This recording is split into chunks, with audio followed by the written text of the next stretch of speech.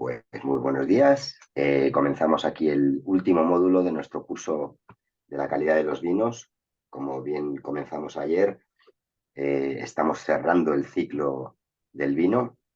Hemos visto puntos de calidad desde que el vino no es vino, sino que son uvas, o ni siquiera eso, la planta en hibernación, cuando no tenía ni siquiera partes vegetales. Ya veíamos los factores de importancia desde ese momento.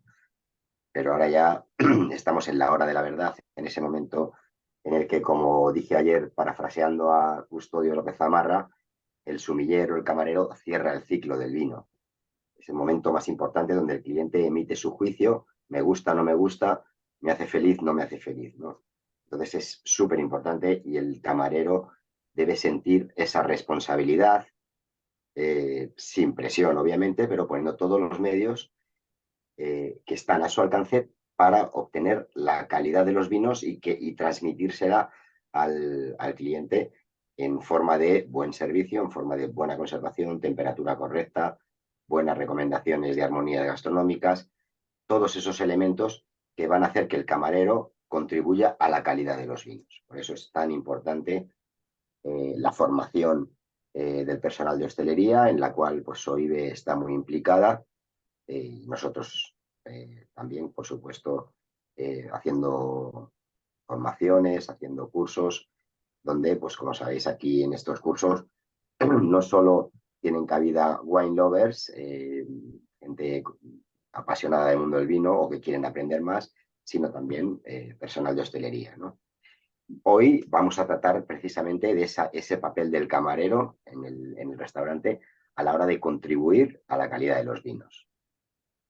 Del chat de ayer no he visto ninguna pregunta ni nada, y dado que hoy es el último día, si tenéis alguna duda de todo lo que hemos estado viendo, pues os agradecería que abráis micro y comentéis, aunque no sea objeto de la clase de hoy, y también, bueno, pues o si lo queréis poner en el chat, ¿vale? Cualquier otra duda que quede pendiente o surja después del día de hoy, como ya tenéis mi correo electrónico, pues sin ningún problema os podéis poner en contacto y con mucho gusto intentaré ayudar. Así que bueno, pues voy a comenzar a compartir la materia de hoy.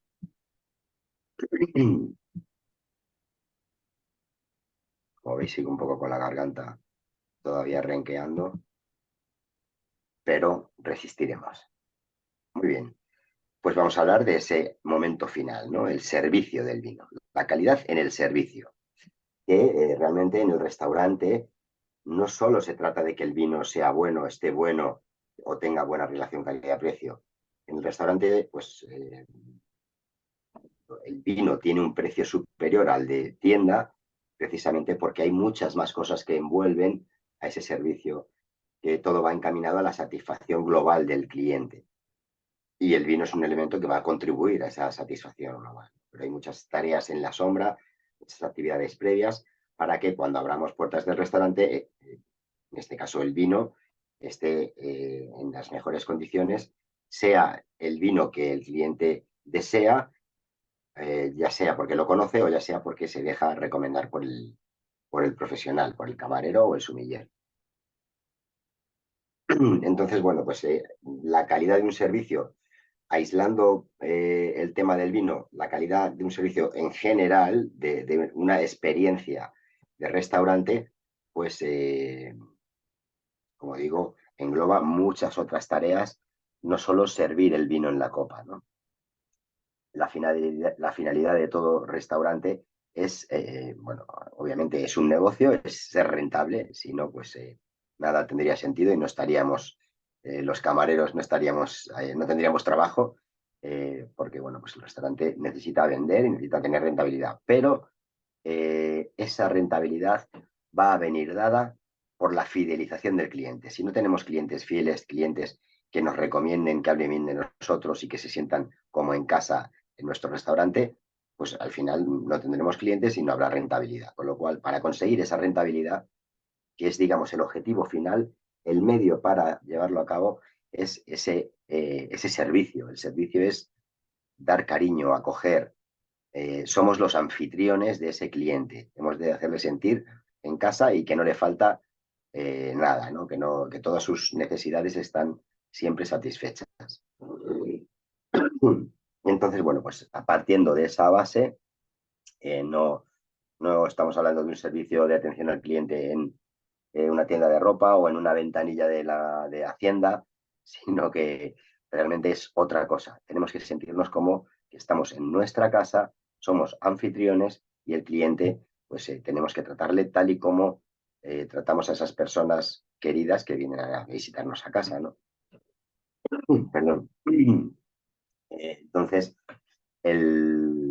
si cubrimos esas necesidades, pues tendremos clientes fieles, clientes que nos van a recomendar, que van a repetir y van a venir con más gente.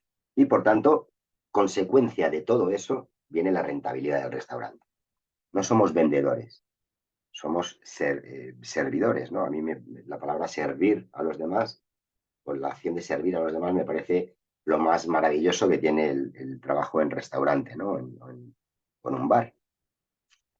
Entonces, bueno, pues tenemos que cumplir esas expectativas que el cliente ya tiene generadas previamente a entrar a nuestro restaurante. Cuando hizo la reserva ya tenía unas expectativas a un nivel normalmente alto, si no, no decidiría venir a nuestro restaurante.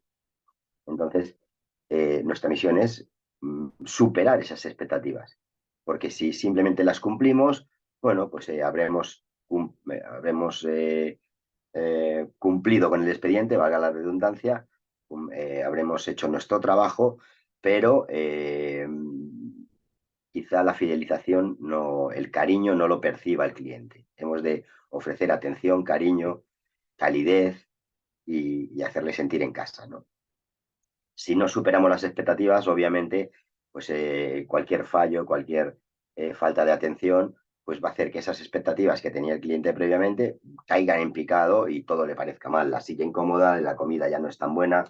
eh, bueno, pues todo ya va a buscar pegas o problemas porque va a empezar a sentirse incómodo, de alguna manera, en cierto modo, estresado, porque no se están cumpliendo sus expectativas. Eso sería súper negativo porque ahí perdemos clientes y los clientes enfadados son los peores, ¿no? Porque están deseando hablar mal de nosotros, una especie de venganza, ¿no? Por el mal servicio que le dimos. Pero, sin embargo, si somos capaces de superar esas expectativas del cliente que tenía previamente, a ese cliente le estamos enamorando de alguna manera, le estamos fidelizando. Será nuestro mejor embajador y encima lo hará de manera gratuita.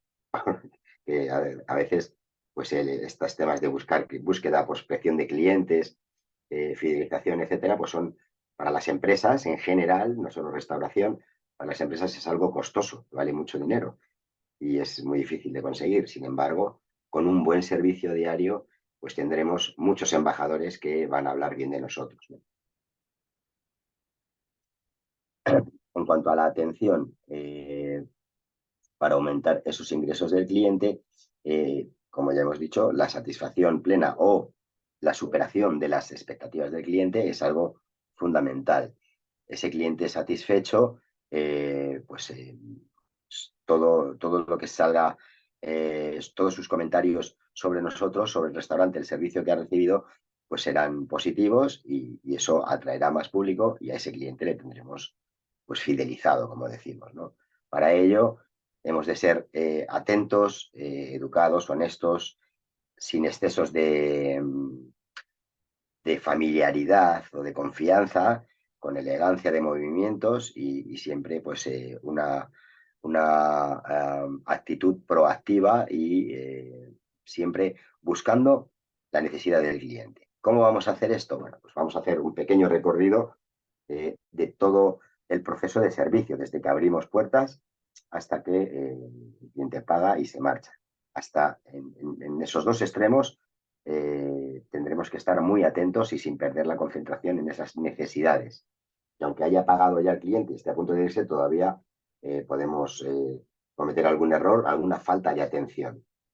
Bueno, vamos desde el principio con esa recepción del cliente, ¿no? Abrimos puertas. Hay un trabajo grandísimo, vamos a ver algunos aspectos ahora, un trabajo grandísimo previo a abrir puertas. que es lo que nos va a garantizar el correcto servicio y el poder estar pendientes de esas necesidades del cliente. Si no hacemos ese trabajo previo antes de abrir puertas, esa mise en place, esa organización, esa formación del personal, que todo el mundo sepa lo que tiene que hacer en cada momento, pues va a ser muy difícil que luego podamos estar al 100% atentos a lo que necesita nuestro cliente. ¿Vale? Entonces, bueno, pues teniendo en cuenta que ya esas actividades de mise en place, de preparación previa, las tenemos satisfechas, cumplimentadas, abrimos puertas. Y es súper importante esa primera impresión, la primera impresión que se lleva el cliente. Desde el primer momento, desde que abre puertas, si podemos abrirle la puerta, incluso, pues ya estamos mostrando atención, le estamos esperando, abrimos la puerta, pues, tomamos los abrigos para ponerlos en el guardarropa, confirmamos su reserva, todo de una manera empática, escuchando al cliente, con amabilidad y bueno, pues, con atención. No hay nada peor que llegar a un restaurante, quedarte plantado ahí en la recepción y que nadie te atienda, ¿no? O que pasen unos segundos o minutos sin que nadie siquiera te mire. Todo el mundo está trabajando o colocando sus mesas o organizando o atendiendo a otras mesas. Pues es una sensación ya de entrada, ya la primera impresión del cliente está siendo de estoy siendo desatendido, aunque sea unos segundos o algún minuto. Ya empezamos mal, digamos, ¿no? Desde ese primer momento, esas expectativas tan altas tenemos que estar satisfaciéndolas.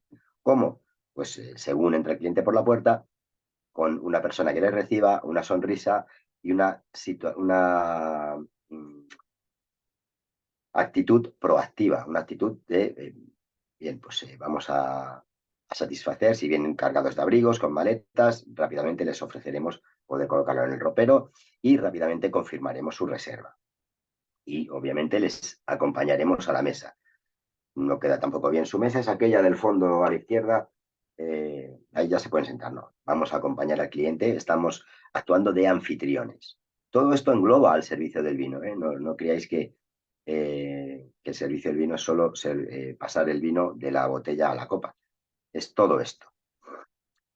Una vez que el cliente está sentado, tiene la carta, está decidiendo, pues el camarero va a sugerir diferentes platos y o bebidas, ¿no?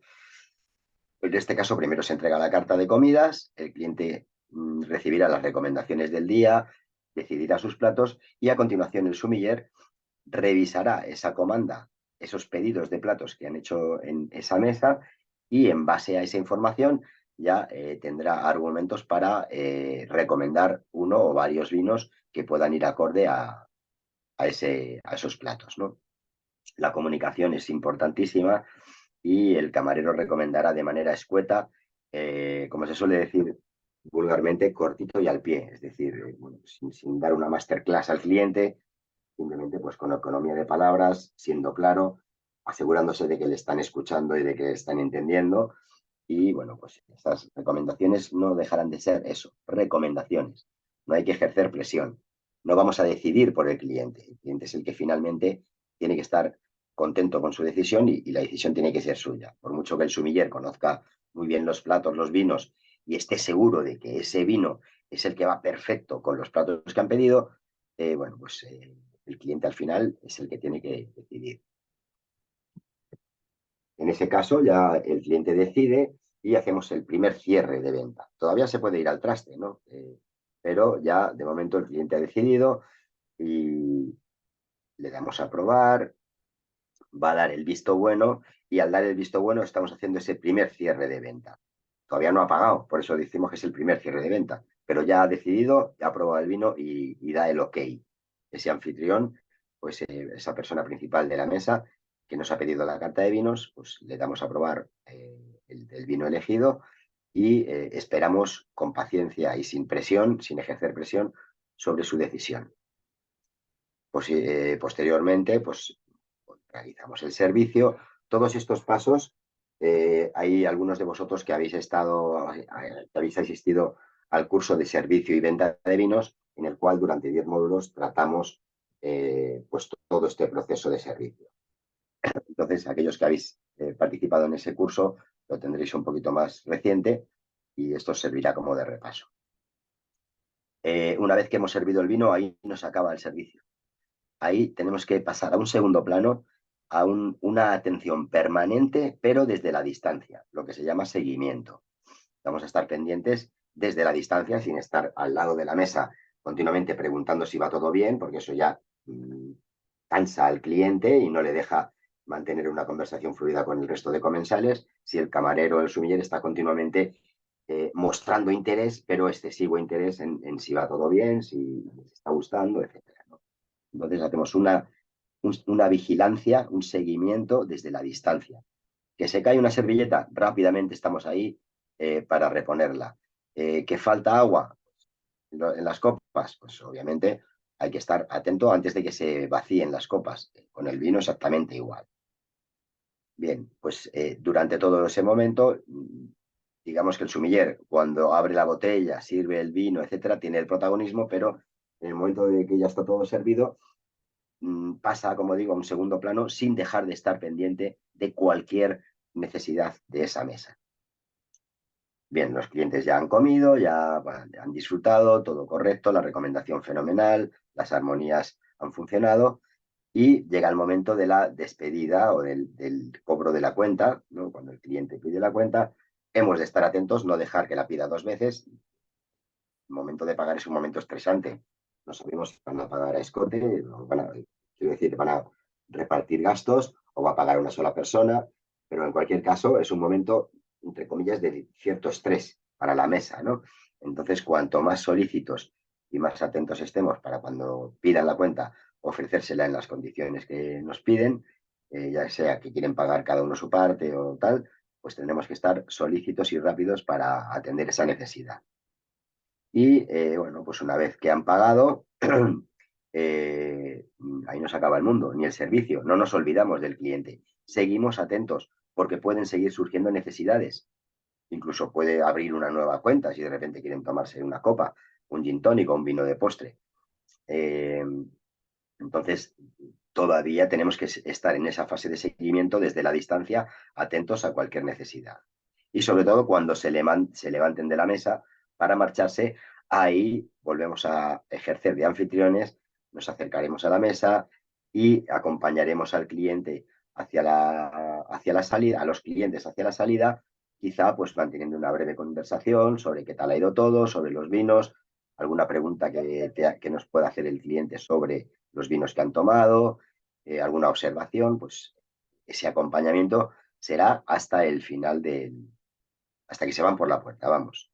Igual que decíamos en la bienvenida, que es muy estresante y contradictorio un poco que el cliente llegue al restaurante y no le atienda a nadie durante un minuto o dos, pues si hemos pasado un servicio maravilloso durante 2 horas, nos han atendido de lujo, pero luego decidimos levantarnos y allí nadie nos dice adiós, ni nos sonríe, ni nos da las gracias, ni nos desea que volvamos pronto, y al final parece que te vas un poco por la puerta de atrás del restaurante, ¿no?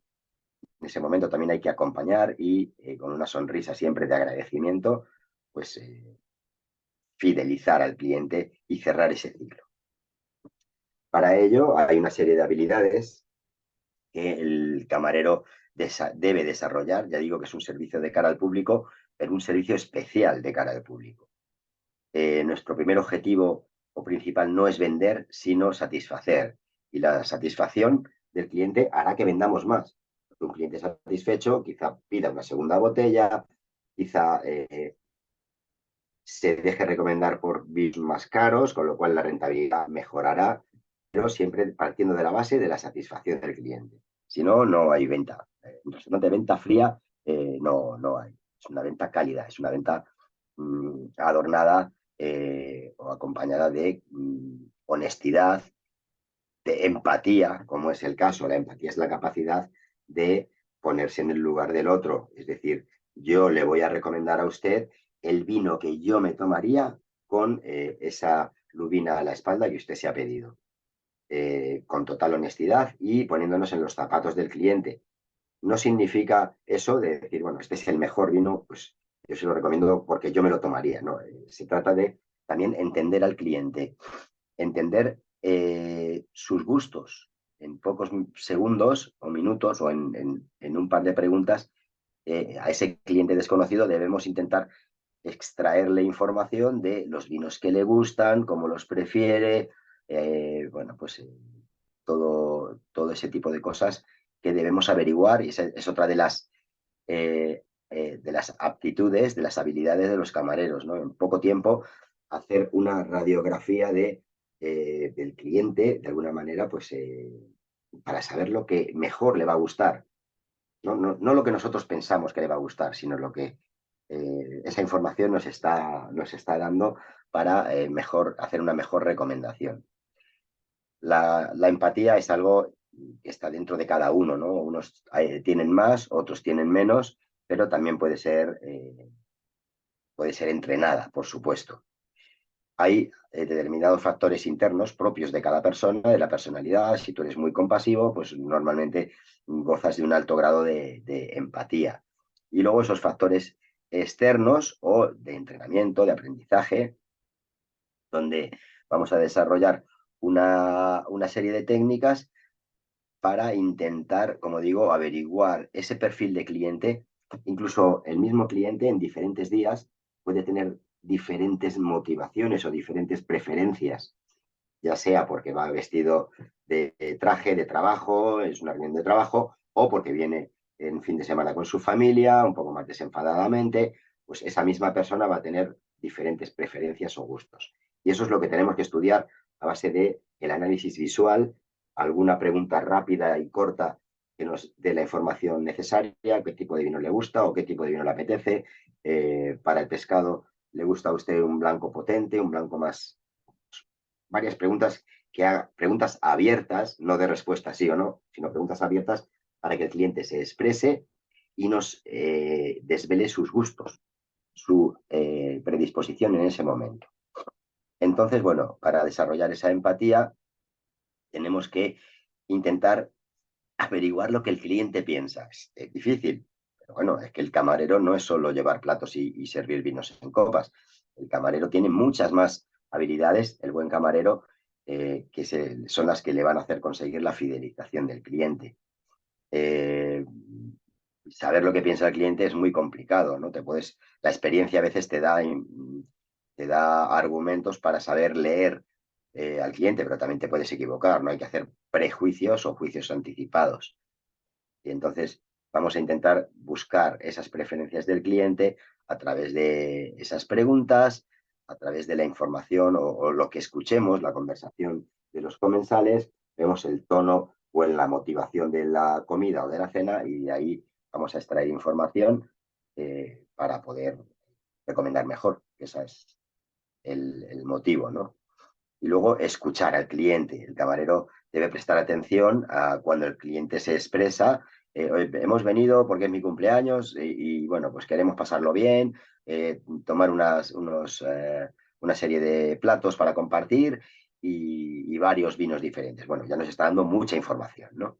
Entonces, pues ya nos está diciendo la motivación del evento. No es lo mismo que esa persona venga el lunes trajeado y con su jefe a lo mejor, con otra rigidez diferente. Entonces, bueno, tenemos que saber, perdón, escuchar esa información que nos va a dar el cliente para utilizarla en su beneficio. A la vista, bueno, pues la observación es muy importante, ¿no? Esos gestos, esa indumentaria de ese día, bueno, pues que va a marcar un poco la motivación de la comida.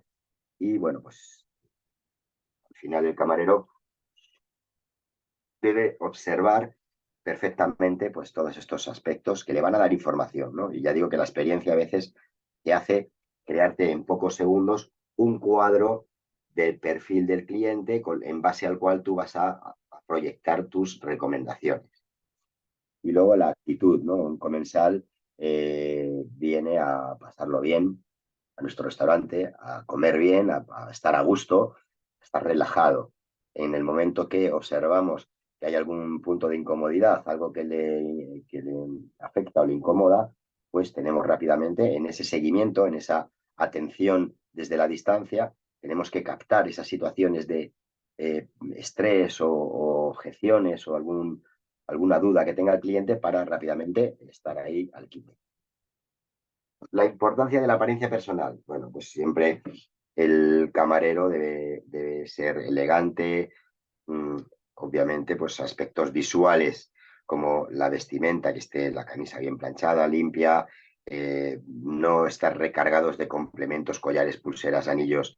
Eso siempre distorsiona un poquito la experiencia del cliente y ni que decir tiene el aseo personal e higiene, ni por defecto ni por exceso. Es decir, si tampoco vamos a ir muy perfumados o en el caso de las camareras o sumilleres, pues el tema de excesivo maquillaje, excesivos adornos o complementos, tenemos que ser un poquito más elegantes y poco recargados, ¿vale?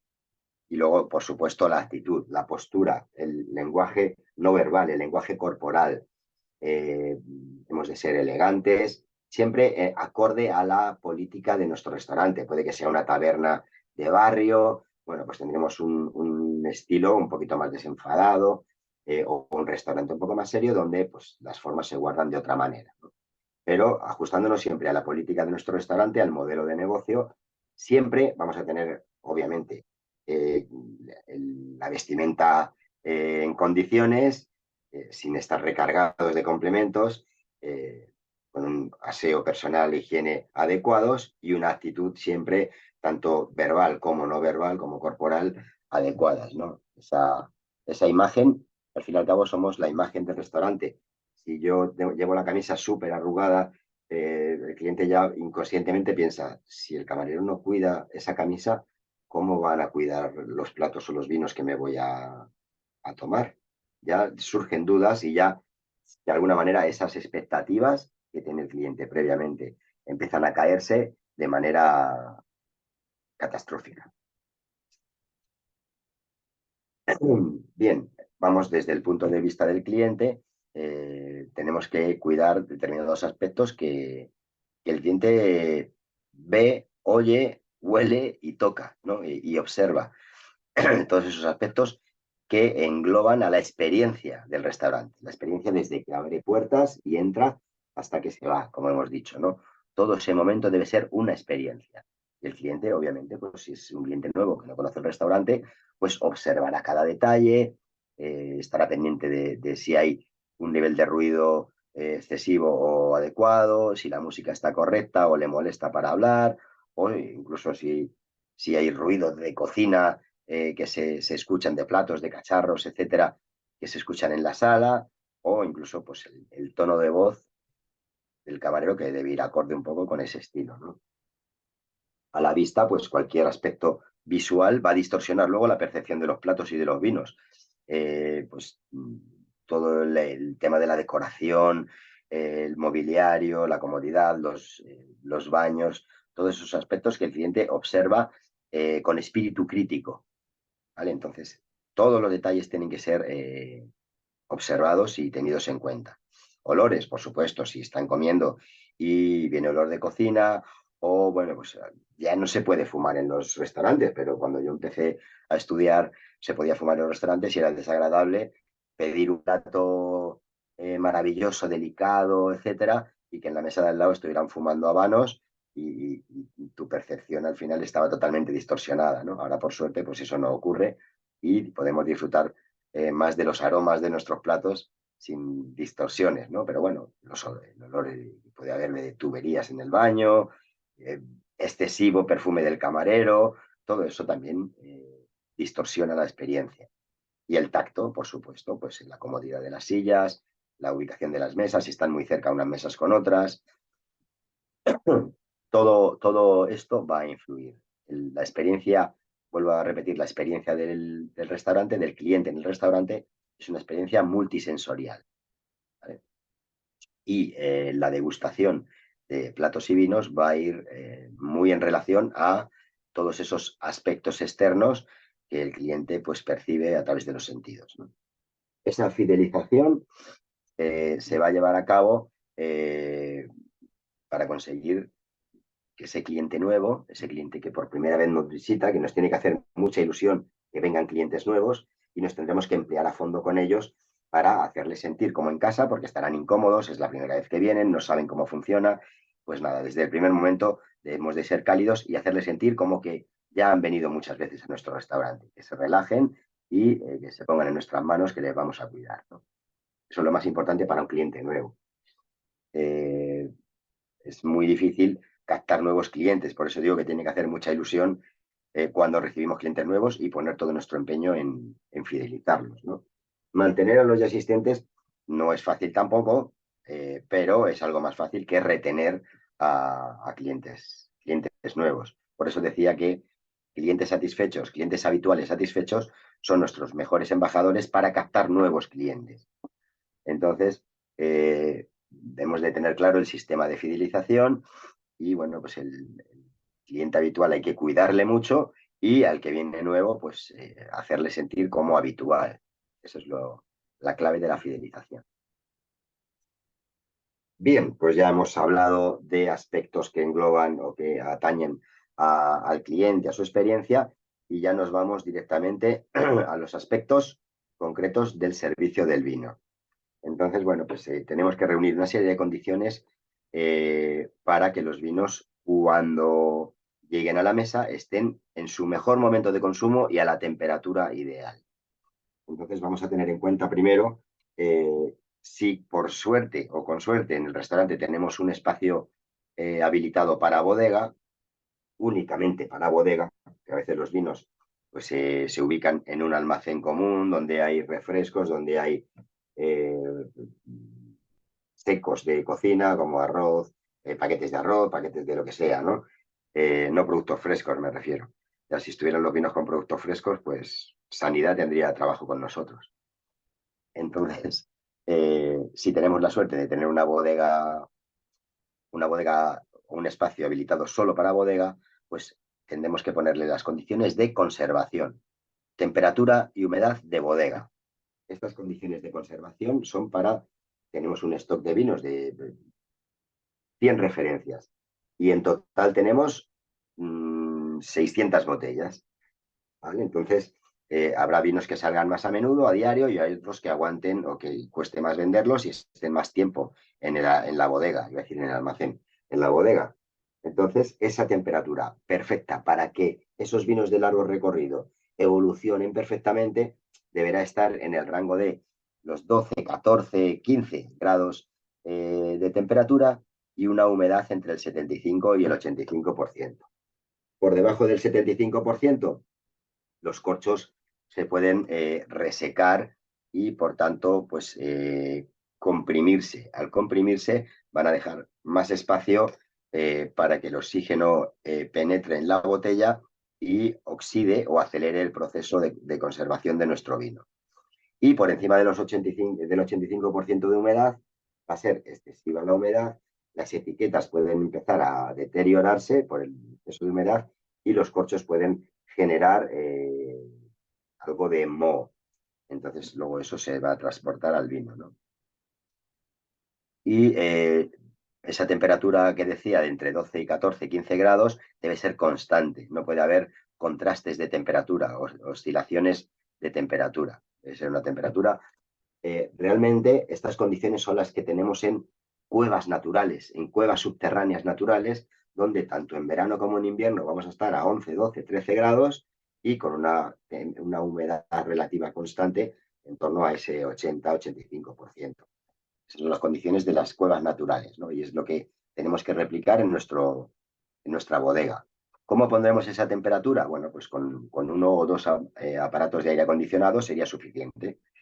Y la humedad, tenemos sistemas para humidificar la habitación y si no, pues como yo en muchas ocasiones he hecho, pues con varios cubos de agua en la sala, aunque quede antiestético, pero bueno, si no es una bodega que visitan los clientes, pues no hay ningún problema, porque esos cubos lo que van a hacer es generar esa humedad, mantener esa humedad en el ambiente. También tiene que haber cierta ventilación para que el aire no se condense, no se acumule y en ese caso se crearían humedades.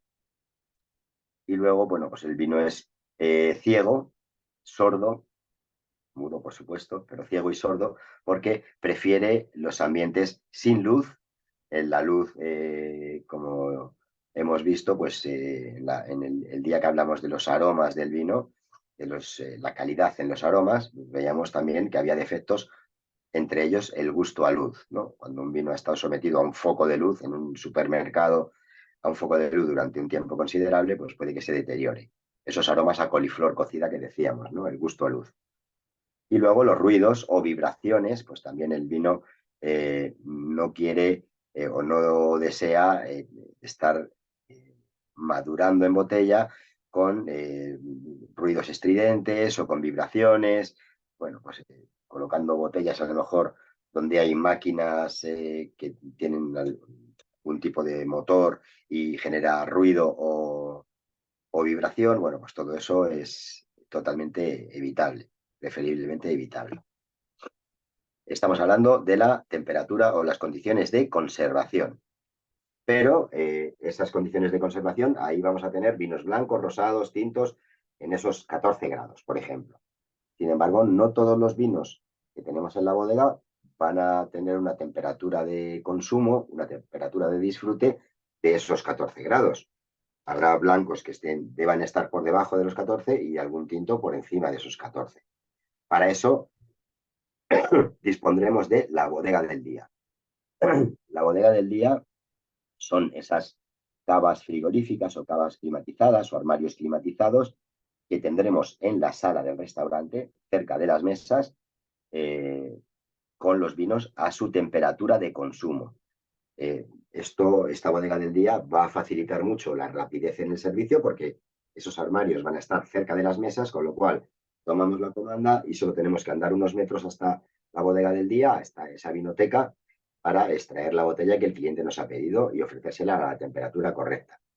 Además, es un elemento de ofrecer cariño de alguna manera o servicio.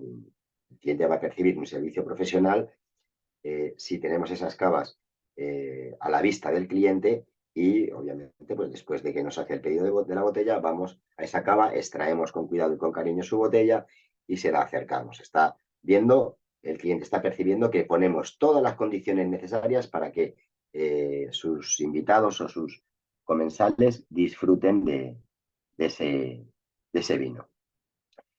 En esta bodega del día, pues obviamente vamos a tener blancos más fríos, tintos más cálidos. Hay vinotecas que tienen varias temperaturas, pero también podemos utilizar una para vinos tintos y otra para vinos blancos. Una para vinos tintos entre 14, 16, 17, 18 grados y una para blancos pues entre 8, 10, 12 grados. Así ofreceremos cada vino a su temperatura. Luego, otra herramienta muy importante es el libro de bodega. Es un registro que tiene el sommelier de todas las existencias que tenemos en esa bodega. Una cosa importante de la bodega del día es que en ella, como va a ser de capacidad limitada, pues vamos a tener que saber qué botellas, qué marcas salen con más asiduidad. De esas botellas vamos a tener mayor número de ellas en las cavas y bueno, a lo mejor los vinos más caros, que no son del día a día, que se vende uno al mes o uno cada 6 meses, pues eso estará en la bodega, ¿vale? No lo tendremos en la bodega del día. Y es muy importante, después de cada servicio, revisar lo que se ha extraído de la bodega del día para reponerlo inmediatamente y que esté siempre completa antes de iniciar un servicio.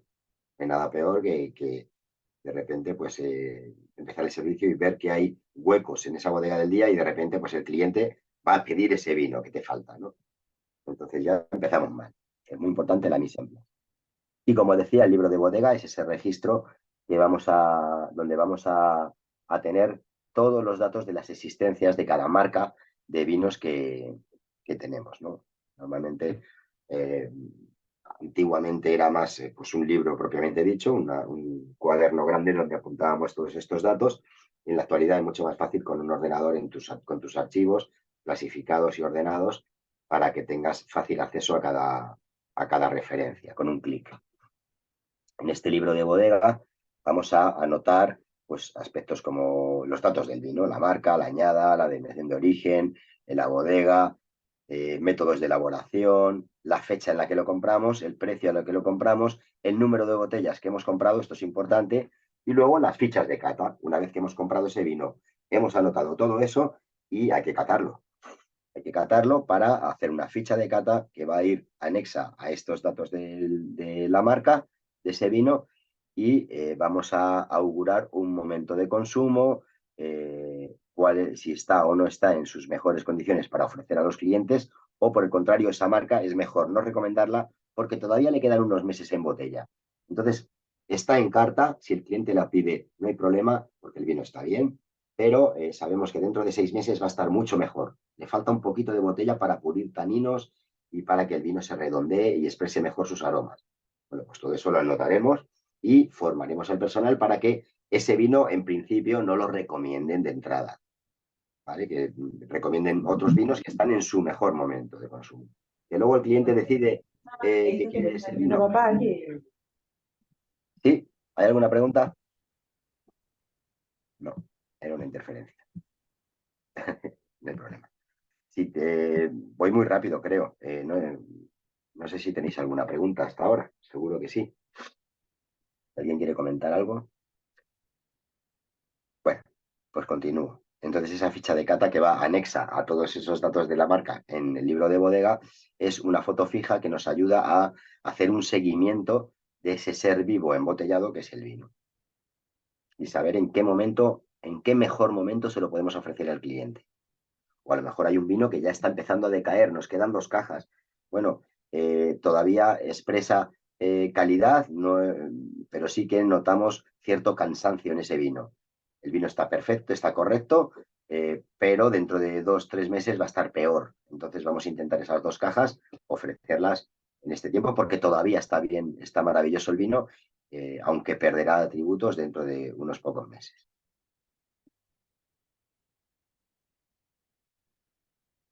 Bien, aquí os dejo unos links. No los pongo en clase porque nos comería gran parte del tiempo de clase, entonces prefiero dejaros el link ahí, los links, para que tranquilamente los veáis en casa. Son vídeos, tampoco son muy largos. Entonces, la decantación es otro de esos elementos, esas técnicas que realzan el servicio del vino y que hacen, a veces se hacen necesarias para que el cliente lo disfrute de la mejor manera. Entonces, básicamente, la decantación puede ser por motivos de aireación, porque el vino lleve mucho tiempo embotellado, entonces está encerrado ahí durante 5 a 10 años y es normal que al descorchar, pues los aromas no sean del todo limpios y del todo frutales, sino que habrá aromas a cerrado. Que por suerte son los primeros que se evaporan y se marchan. Así que con una decantación, como estáis viendo en la foto de arriba, enérgica, para que el vino se abra, como se suele decir, se abra aromáticamente y se limpie de aromas, pues es interesante, ¿no? Para que el cliente... yo no soy muy partidario de esta técnica en el sentido de que la copa en sí, la copa es un decantador. Con un cáliz amplio, pues la copa al fin y al cabo es un decantador y en la propia copa el vino se va a ir aireando, abriendo y limpiándose de aromas desagradables. Sin embargo, como siempre digo, en el restaurante tenemos otros tiempos. El cliente ya ha pedido sus platos, los primeros platos están a punto de salir, nosotros estamos recomendando el vino, el cliente ha decidido, de repente decide un vino que quizá necesite esos minutos de aireación en copa, pero es que los primeros platos ya están saliendo. Yo no le puedo decir al cliente, bueno, usted mueva la copa durante un par de minutos, que rápidamente se le va a limpiar. No, porque ya tiene el primer plato ahí. Y desde el primer bocado quiero que disfrute del vino en su plenitud. Por eso acelero el proceso haciendo una decantación para que cuando yo le sirva desde el decantador a la copa, el vino esté totalmente o plenamente expresando todas sus virtudes y sus defectos se hayan evaporado, como quien dice. Y luego tenemos la decantación por eliminar pozos, cuando el cliente elige un vino, elige un vino que sabemos que tiene o que puede tener sedimentos, ya sea porque en la etiqueta pone no filtrado o porque nosotros sabemos que no está filtrado o porque lleva mucho tiempo en botella y como sabéis el color se va degradando, se va haciendo insoluble y se deposita de manera sólida en el fondo de la botella. Entonces, aunque sea algo natural, no formen parte de un defecto esos sedimentos, pues al cliente no le va a gustar en la copa tener puntitos, cositas flotando en el vino, que además puede que distorsionen también la experiencia en cuanto a la textura que van a percibir en la lengua, o si hay pozos, la experiencia va a ser más desagradable. Y aquí tenemos una serie de recomendaciones de las temperaturas ideales de los vinos. Tenemos la temperatura de conservación, que ya la hemos marcado, la que tenemos que llevar a cabo en bodega, que es 12-14 grados, 75%, 85% de humedad. Sin embargo, en la bodega del día vamos a tener, como hemos dicho, otras temperaturas de servicio en este caso. Una es la temperatura de conservación en bodega y otra la temperatura de degustación en la bodega del día o en la copa del cliente. Entonces, estas temperaturas recomendadas, luego ya el cliente siempre decide. Es decir, si me piden un vino blanco seco joven y lo quiere a 12 grados, no lo quiere tan frío, por supuesto que se lo serviremos como el cliente desea. ¿Vale? Nosotros hacemos la recomendación de temperatura, pero si el cliente nos quiere contradecir, estará en todo su derecho, porque al final él o ella es quien paga. Y si quiere el tinto, un tinto reserva, lo quiere a 12, 14 grados porque le gusta fresquito, pues por supuesto que pondremos las condiciones para que así sea. Vale, aquí tenéis los principales tipos de vino, faltan bastantes, como por ejemplo espumosos, vinos generosos, etcétera, ¿no? Pero ahora los comento. ¿Veis? Un poco los blancos jóvenes entre 8 y 10, blancos con fermentación en barrica o con crianza en barrica un poquito más templados, los rosados también entre 9 y 12, tintos jóvenes también fresquitos, entre 13 y 14 grados están fenomenal para evitar ese tanino agresivo de los tintos jóvenes. Los tintos con crianza, pues un poquito más templados, entre 15 y 16, reservas 16-17, y los tintos gran reserva entre 17 y 18. Las temperaturas, como se suele decir, temperatura ambiente, pues normalmente no es la más adecuada para los vinos, cuando el ambiente de los restaurantes suele estar entre 22, 24 grados, en función de si estamos con aire acondicionado o con calefacción. Pues si estamos en una terraza, en verano a 40 grados, pues imaginaros, no puede ser la temperatura ambiente. Tiene que ser la temperatura de degustación. Y a la hora de elegir los vinos o el sumiller en ese libro de bodega, cuando hace la previsión del momento óptimo de consumo de cada vino, pues vamos a tener en cuenta estos aspectos. En general, y esto es muy general, luego hay tantas excepciones que contradicen lo que aquí pone, que bueno, pues a veces resulta arriesgado ser tan tajante o tan generalista, ¿no? Pero sí que esto es una aproximación a la gran mayoría de los vinos, ya digo que con todas las excepciones del mundo. Un vino, si nos centramos en tintos sobre todo, o bueno, en blancos también, ¿no? Un blanco joven, un tinto joven, sin crianza en barrica ni en botella, pues lo normal es que se consuma en el año, durante un año, hasta que salga la siguiente añada. Eso es lo habitual. Sí que es verdad que habrá blancos y tintos que estén fenomenal en su segundo año, incluso alguno en su tercero. ¿Vale? Las técnicas de elaboración con maceraciones, etcétera, pues hacen que los vinos estén más provistos para aguantar un poco más en el tiempo. Pero lo normal es eso, ¿no? Un joven, tomarlo en el año. Un crianza que tiene 2 años, 24 meses entre crianza en barrica y crianza en botella, normalmente pues vamos a darle una vida útil, un momento óptimo de consumo en los primeros 4 años. Sobre todo el tercer y cuarto año es cuando va a estar en su mejor momento. Y a partir de ese cuarto año, en general, digo, repito y me reitero, en general, pues va a empezar a mostrar cansancio, a decaer, a perder atributos. Un reserva igual, el doble del tiempo. Tiene 36 meses entre crianza de barrica y botella, pues le damos en torno a los 6 años. Y un gran reserva que puede estar 5 años o más dentro de esa crianza, 60 meses, pues de 10 años en adelante será su momento óptimo de consumo. Muy bien, pues no sé si quería comentar algo más. Ah, sí, de los vinos generosos, por ejemplo, finos y manzanilla se sirven más fresquitos que esos blancos jóvenes. De 6, 7, 8 grados suele ser lo habitual. Los vinos dulces, pues en torno a los 9, 10, 11 grados. Y los vinos espumosos, pues depende si es un espumoso, es un cava joven o es un cava gran reserva, un cava con una larga crianza, se va a servir siempre un poquito más templado. Un cava de larga crianza, pues entre los 12-13 grados va fenomenal. Un cava más joven, pues entre los 8-9-10 grados. Sería su temperatura de disfrute. Pero ya digo que eso es a lo que vamos a tener en nuestras cavas. Si el cliente nos pide cualquiera de estos vinos y lo quiere a una temperatura diferente a la que nosotros proponemos, pondremos todos los medios para que ese vino esté como nuestro cliente desea. Pues hasta aquí la clase de hoy y hasta aquí el curso de la calidad de los vinos. Espero que os haya aclarado muchos conceptos, un poco pues, buscando la calidad del vino desde un punto de vista objetivo y técnico, conociendo el proceso de los vinos, etcétera, pues sabremos mejor dónde está la calidad, sabremos identificarla. Espero que después de este curso sepamos identificarla en todos los aspectos, tanto en el viñedo como en la elaboración, en la distribución y en la venta, en el servicio. Bueno, pues ya tenemos mucho más claro dónde está la calidad de los vinos y cómo buscarla.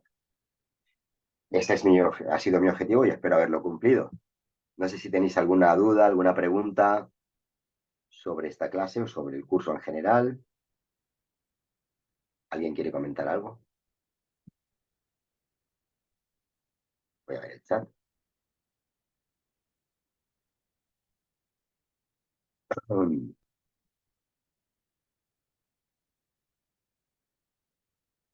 A ver, a ver, a ver.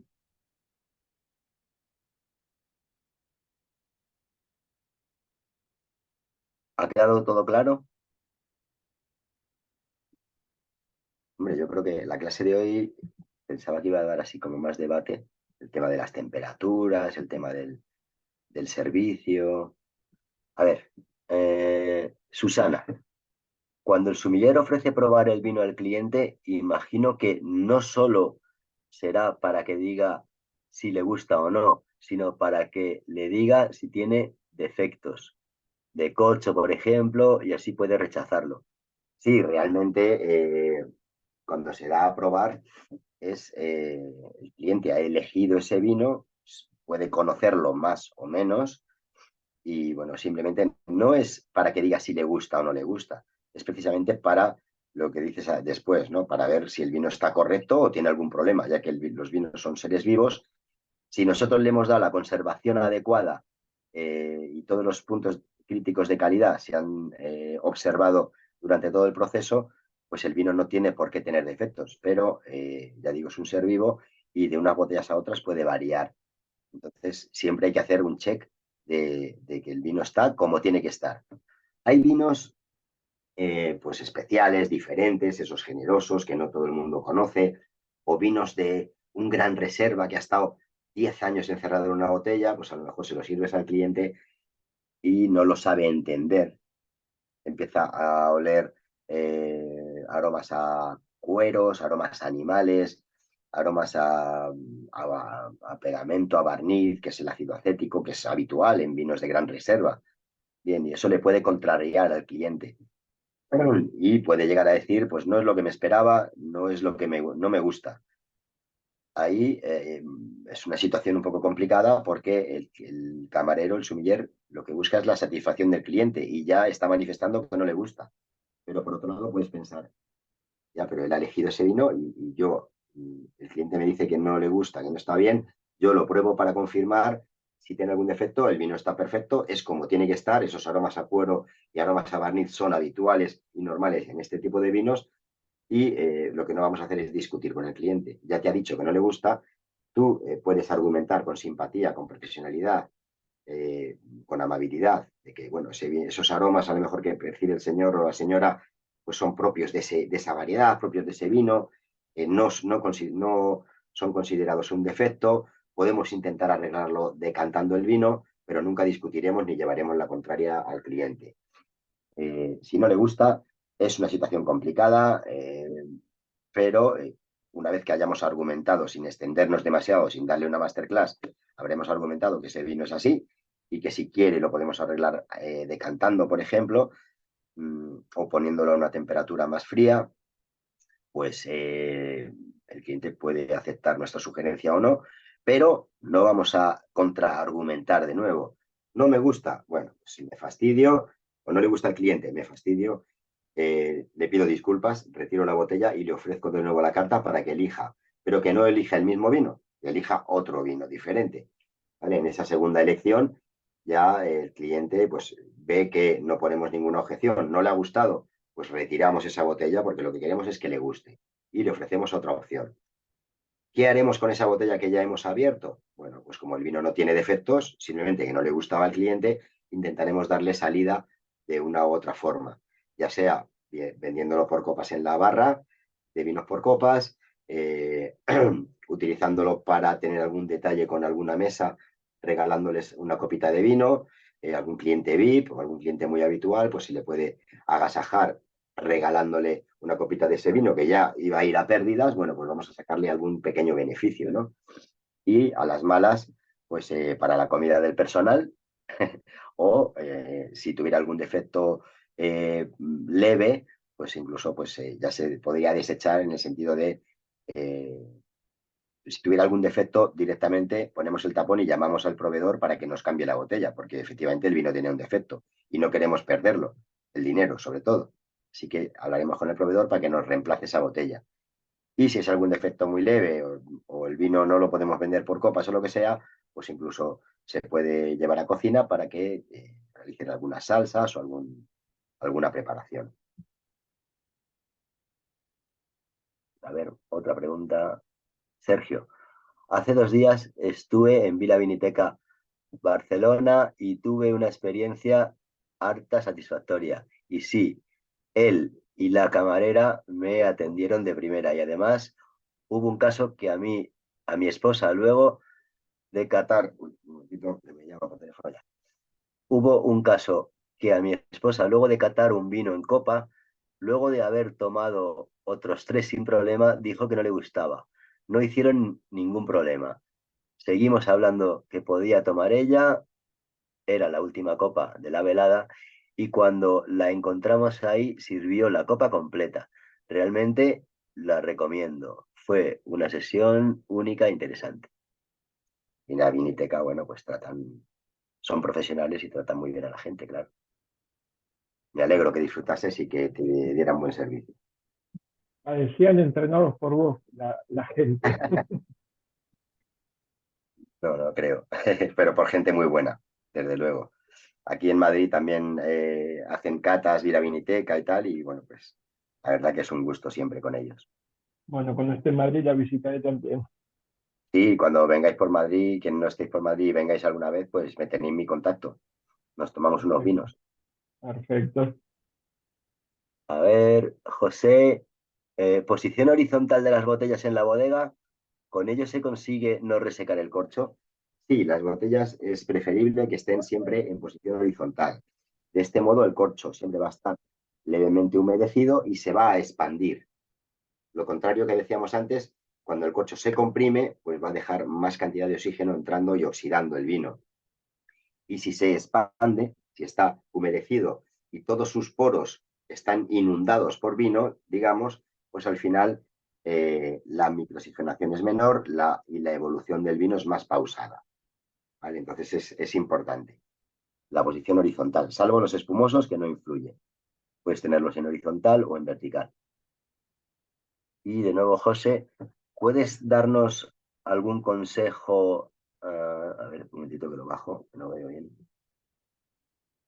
Uh, a los neófitos de cuando a un vino le falta más tiempo en botella para redondearse o cuando ya empieza a decaer y hay que consumirlo.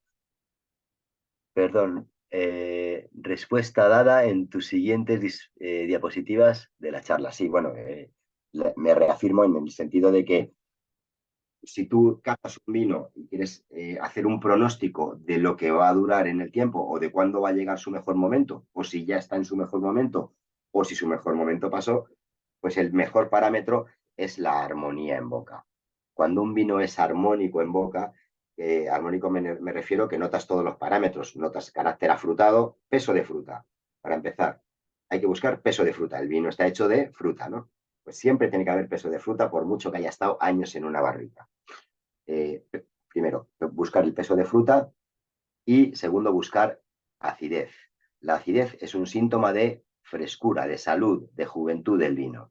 Entonces, si tú tienes un vino con peso de fruta, se percibe aromáticamente la fruta, tienes una acidez fresca y en boca es armónico, no hay astringencia, no hay estridencias, es redondo, te llena la boca pero no te cansa, no es cálido al final, pues eso significa armonía. Estás notando todos los parámetros, la fruta, la acidez, la textura, el grado alcohólico también, pero sin ser cálido, pues eso significa que el vino está en su mejor momento.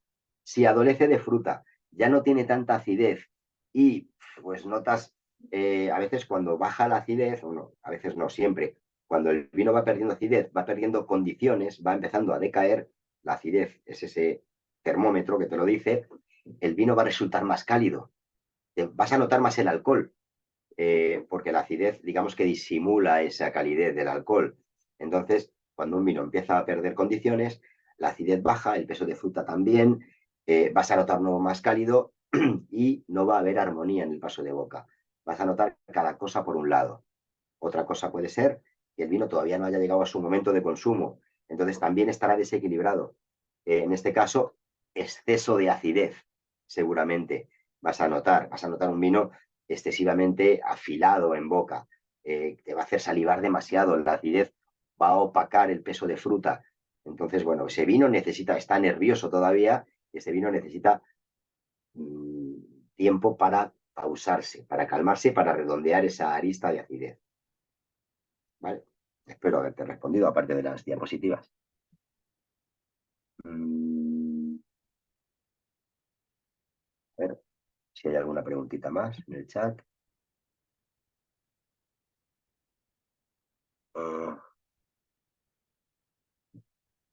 Bueno, ya veo que os estáis empezando a descolgar porque tenéis cosas que hacer, pero me quiero despedir de todos.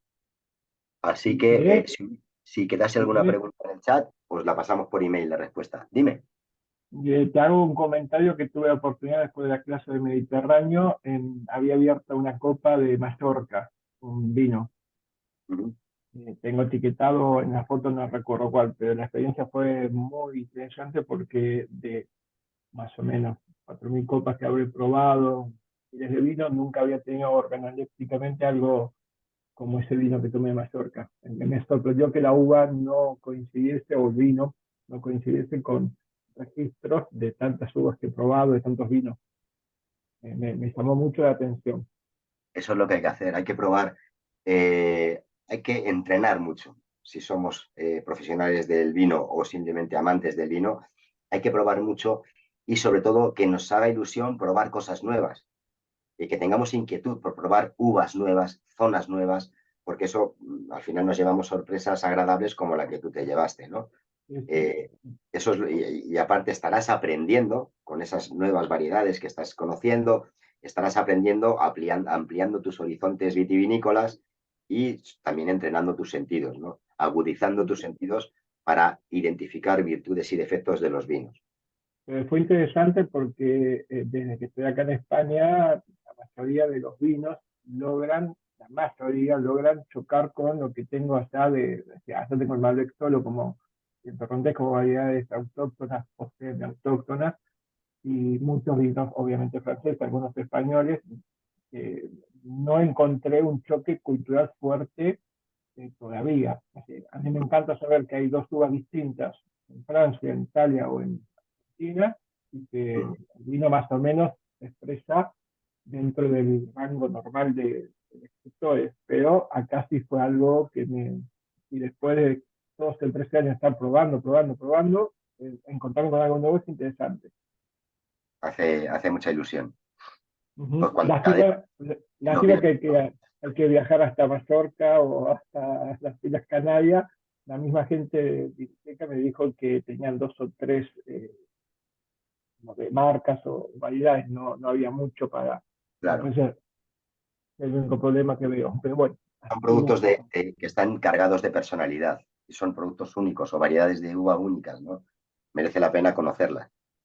Perfecto. Muchas gracias, Sergio. Muy bien, pues lo dicho, si queda alguna pregunta en el chat, no os preocupéis que Paloma os enviará las respuestas vía email.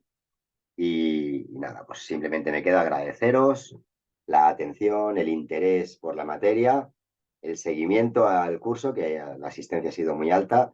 Y nada, pues deseando vernos pronto en nuevos cursos en el año 24, que ya está aquí a las puertas a la vuelta de la esquina. Y nada, con muchas ganas de generar cursos nuevos y veros de nuevo online. Y por supuesto, si alguna vez podemos catar en presencial, pues será un auténtico placer también.